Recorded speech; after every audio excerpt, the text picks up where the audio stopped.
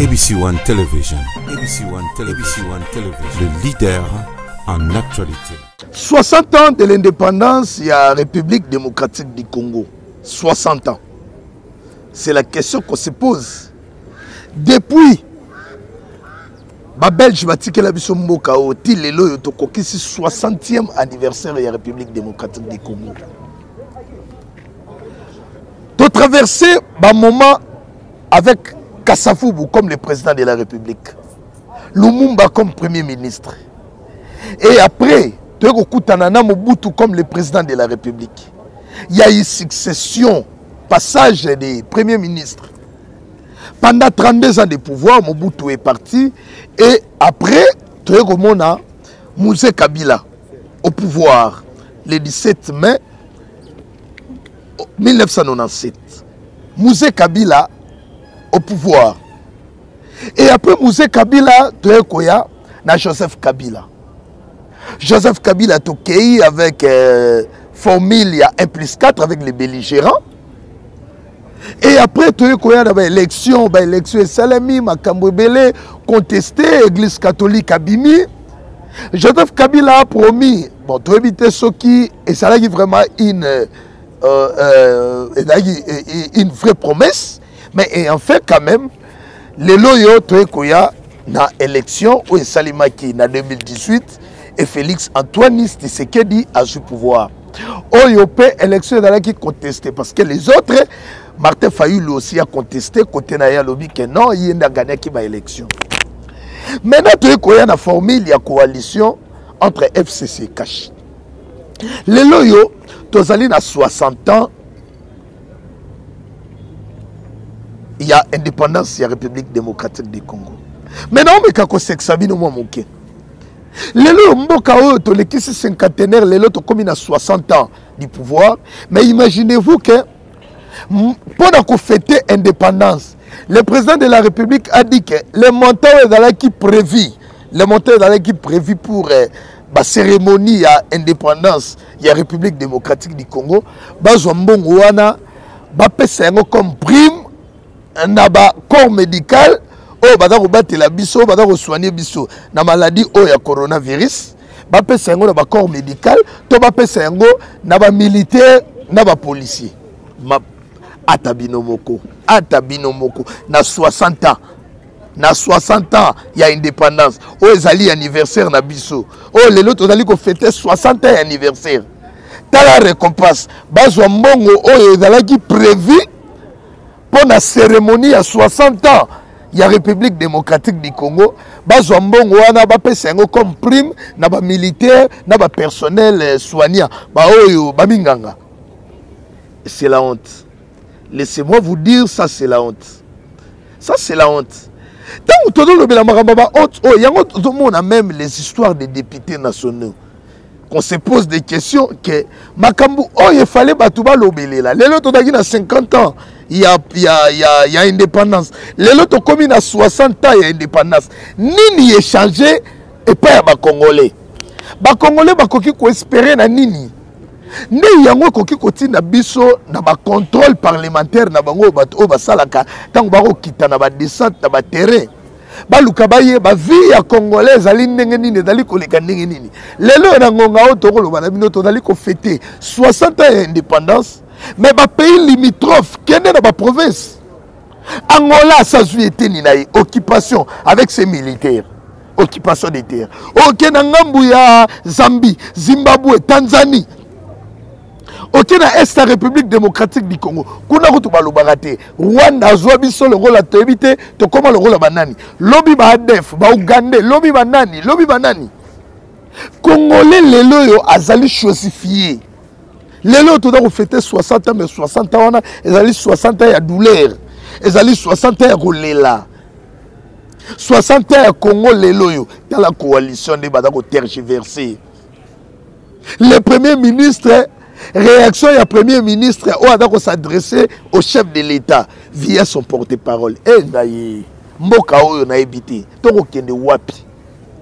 Un Premier ministre, pour Bakangi, vice-premier ministre et la justice, dans la famille politique, il y a FCC. Après 60 ans, il y a indépendance. réaction na yo tomoni déclaration oyo mutada kotanga yango porte-parole ya premier ministre oyo azali ko s'adresser directement na chef de l'État. Et il est allé plus loin même pour la revue biso que makambo yo ezali soi-disant ko fragiliser et tout et ko senga même aller à la démission. Et quelle soumission auprès des chefs de l'État? Coalition au boko mema biso. Ezaka le rôle là mafuta bosangi sango na mai.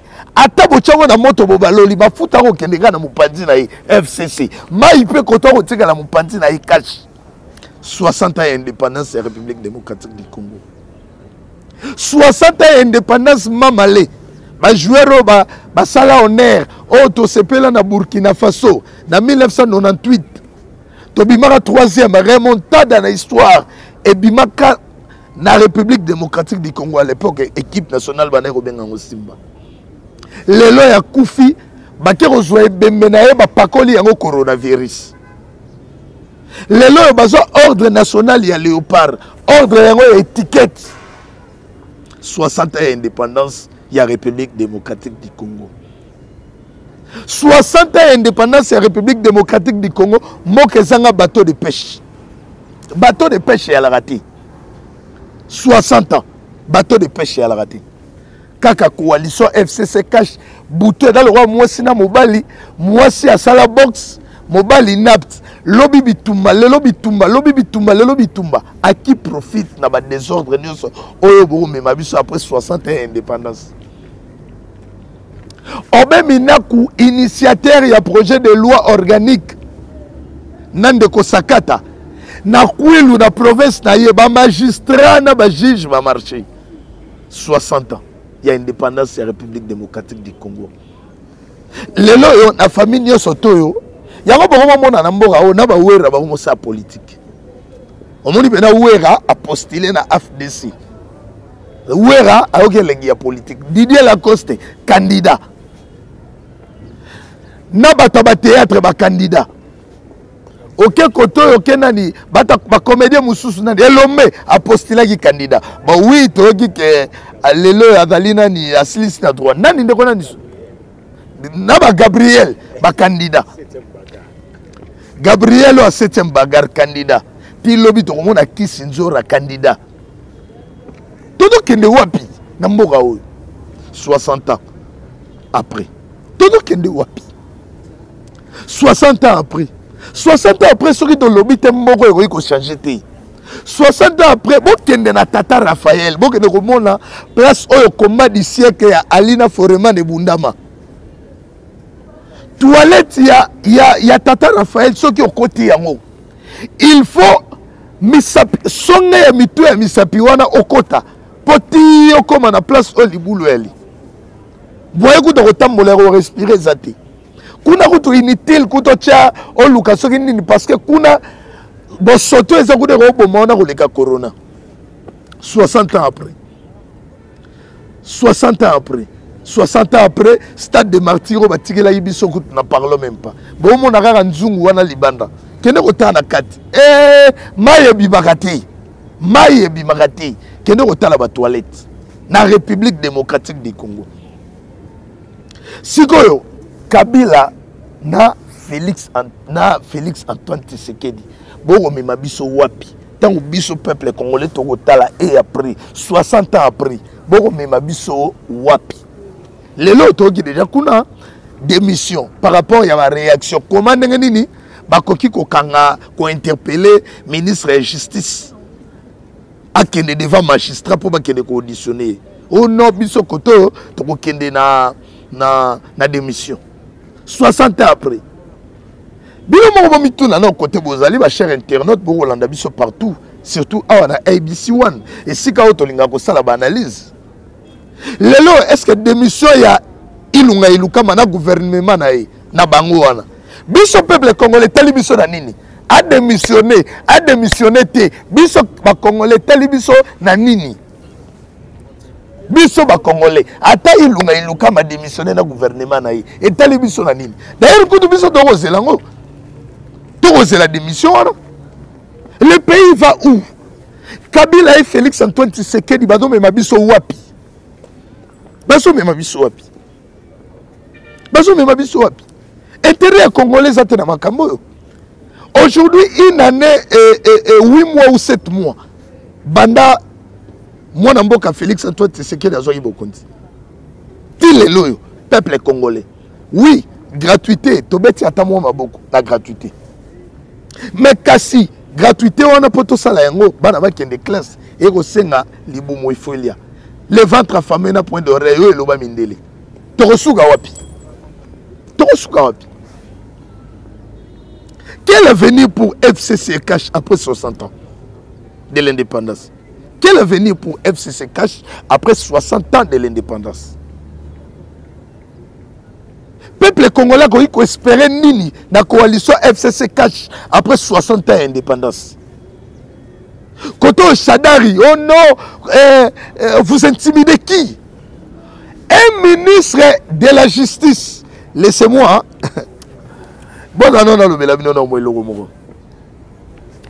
Un ministre de la justice, très bien. Hein? Parce que Oyo est dans ma Yamboka. Un ministre de la justice, camion, jeep, la police et télémi. Un ministre de la justice, Oyo Azali Koloba, que Nabengaki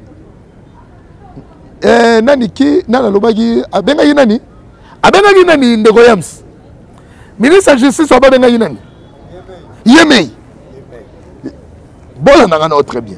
Ministre de la justice, dans un pays souverain, dans un pays démocrate, dans un pays où on a confiance à la justice. Oh, écoute, biso peuple congolais, des photos, il faut appeler gauche ou appeler droite. Un ministre de la justice habite au Kangaye à Bengi Yemei. Yemei Yuananan. Yemei Yuananan. Il a appelé Yemei et Yemei a autorisé Akende. Yamou, on se pose des questions. Kabila na Félix Antoine Tshisekedi bada komema biso wapi. Est-ce que mission na bango et que ça n'a pas l'intérêt à peuple. Coalition FCCH et qu'on résoudre intérêt de la population. Oyo ba projet o ba yela biso tango ba ko luka keto voter bango. Pas ba député dans l'Assemblée nationale ko luka kututi. Kuna kutu déjà et si mission na bango déjà à côté. Mission na bango déjà c'est quoi? Tout le monde a monté le rôle nani député na biso nani avec journaliste Mike Mukeba na Daniel Safou. Pour Daniel Safou. Daniel Safou a quelque chose fleurs, bouquet de fleurs pour que ne coupe ça. Jeannette Kabila mukolo anniversaire na ye. Eh non. Je ne sais pas si nous allons où dans ce pays. Mais tala bango tabaro les gars na TV. Moi, je ne suis pas ni IDPS, ni FCC, ni Lamouka. Je suis pour l'intérêt du peuple. Daniel Safou Banda Kota dans l'hémicycle, on a parlé du peuple. Intérêt à peuple. Aïe, bisabiso, à Salaganini. Neko Eliezer Banda Kota Wana, intérêt à peuple, à Salaganini. Jamal Kaboud Banda Kota Wana, dans l'hémicycle, on a parlé du peuple. Intérêt à peuple, Nini. Voilà. 60 ans après. Intérêt à peuple les alinini. Intérêt. Donc, les loyaux, il faut que mécano qu'on ça là-bas bilan. Bon, c'est le bilan de l'Assemblée nationale. Banda à l'époque, il y a Kassavou Boué Lumumba. Qui n'ont les loyaux, banda député, banda qu'on siéger. Intérêt à la population à la ranine. Bango Koutoukuna, on peut quand même, oui, Lumumba a travaillé avec Kassavou, Mboke quand même, moi bien, Mobutu aussi, mais moi Mboke un peu bien. Mais oh yo, il y a fait, il y a Mobutu, Kabila Yokozwa, na continuité de remonter FCC cash, c'est le chaos pour la population. Mboke Kokene na Rokufa. Mboke Kokene na Rokufa. Yango, comme FCC na cash, Oyo peuple congolais espéra qui. Tolobi que non, Tonyogomi, mais comme Félix Antoine Tshisekedi a eu pouvoir atako Martin Fayulu a téléménagi pouvoir ngana longi dans la guerre il y a individualité a eu pouvoir oui on accepte Félix Antoine Tshisekedi et le président de la République mais comme il n'y a pas l'intérêt du peuple beaucoup monde na mukolo mususu na ba député au siège à l'Assemblée nationale oyo to monaki tolito mais ma population na soulèvement populaire mais boye baké les votre famille na point d'oreille muto akufa banga akufa te parce que na mboka oyo to risquer tant que li felo to ko kutana na deuxième li felo pe puis to souffrir mingi te na li felo poto uta na li felo oyo daki lokola essaye na kata mboka o na Congo donc awa déjà to yekola ko lia 20h na mboka o banda tongo lielo ko to meli maiti na 20h ba passe pourquoi le mission ba pasteur ma jeune kufa pour jeune ezali boye bon meka kolimbisa parce que naza ko embrasser ma moi belé jeune ezali boye muto déjà la ranzala ko chenete muto la ranzala a ko chenete pourquoi parce que ça mesani nanzala jeune balobe dali komi pima elo yo salaka mi pima c'est-à-dire si on a la mbetu jeune nanga il faut na la na sima pour nzambe soki nazaka na nzala na liaka il faut na bibo ya kolia pour nzambe mais biso awa na mboka oyo on commence à constater que ba jeune c'est si l'impact pour to sito yekoli nzala na libumu oyo ba homme politique ba memi biso bana basi kale la ki soko moni mwasi mwana mwasi o tambola surtout ba lycéenne à l'époque soko moni kaka bolimbisa bandeko ba olanda biso partout na mondati soko moni kaka blues ya mwana mwasi esali boye blues ya ba fille ba lycéenne esali boye yo kuna koto zalaki déjà il faut comme agiter et tala mwana mwasi moi mabele ne kitoko wana ka blues a pas mesali boy omoni kutu nzoto te pas mon soutien lycéenne daki lix mais tala lelo mabele ya basi comme nango exposé lokola malala et comme nango exposé client pas zate mboka oyo ba silisi valeur ya mwana mwasi na Congo 60 ans après valeur ya mwana mwasi sili mutakala ya mwasi ko ekiti talo lelo kutu daki kutu todo beta masolo ya mbongo mais lelo komi kutu oyo ko swata bouteille ya bière o pesi ya melaka ya bière mais akabelo mutakala na 60 ans après dodo kende wapi 60 ans après coalition to espéra qui avec Félix Antoine Tshisekedi dans le pouvoir que cette fois-ci les choses vont changer donc on a ba arrestation mais intérêt à peuple zani na makamnyoso intérêt à peuple bila intérêt à peuple na ba homme politique et ça wapi pour na chiter loi wana oyo ba domenga ngosoki loi diabolique tozana loi déjà todo kemba mais mina ku koto na sakata ba elibiso sous loi organique na bango et memiti ke ko mema ministre de justice tunda kuna na cour de cassation esika ba interpeller qui mais azu grâce na pour ba relâcher koto yo premier ministre a lobby ba risque ya ba makambo ndenge do kendo yo contre ba membre ya gouvernement et ko risque mema bango na démission koto yo pe Manuel Chadari a resenga to kende na cohabitation biso peuple to lobby bino nyoso bolongwa bino nyoso bolongwa intérêt à peuple ezati peuple azo continuer ko souffrir intérêt à peuple ezati to sili valeur na mboka oyo peuple congolais dali respecter te atoke na mboka le roi Brazzaville ba ko sanga na biso oke na Angola na betele bino lisolo mo moke omoni na mboka na République démocratique du Congo so oke na Congo central okati na ngambo ya lufu peut-être bana poto boye bango te to daga na mboka mo na Congo central wana ba benga lufu wana dali frontière ya Angola na République démocratique du Congo mais bon qu'on expliquer bino 60 ans après boka oto baki ke ba sud-africain ba do en Afrique du Sud ba so ko tanga wa ba ngolais ba so ko tanga awa ba so ko zo soins médicaux awa mais tala lelo yo na ko yebisa bino so ke na mboka lokola lufu congolais ba memaka mbisa okauka na kwanga congolais na lufu tomemaka mbisa okauka na kwanga biloko biso tomoni oyo ya ko exporter yango wana mais tunanga siko na mupanzi ya Angola télévision J na J toke no soma na lufu mai toke no soma mai na mboka toke na soma mai ya lufu mai mutake soma na lufu botu nanga suni papier hygiénique auto kota na toilette non pas jusque là 60 ans après botu na mboka sike komi papier hygiénique auto kota na toilette ya lufu savon ko sokola maboko lufu télévision lufu papa toko kende wapi lufu wana biloko to kutangola wezo kota mais biso kuno ko ka ba mema mbika ndaki yango ke ko mema kuna na nini na frontière ya Angola na RDC donc yango to koloba makambo na bino ya démission etali population na eloko te intérêt ya population ezali te na kati d'ailleurs gouvernement ilunga ilukama bazali ko travailler ma be intérêt à peuple ezati abon attendre sali na kati wana